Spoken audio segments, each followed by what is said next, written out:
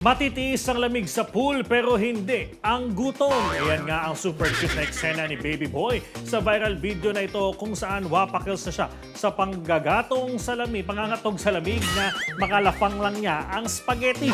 Sino ba namang bagets ang hindi matatakam sa spaghetti na pangkaraniwang inihahanda sa kahit anong event ng mga Pinoy? Dahil sa overload cuteness ng chikiting, nagmistulang tuloy siyang laruan na mukhang kailangan ng palitan ng mga baterya.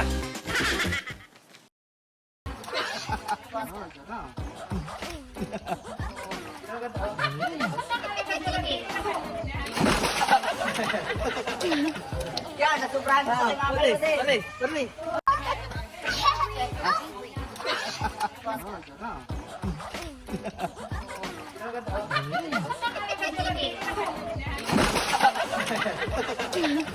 Yan, nasubrahan.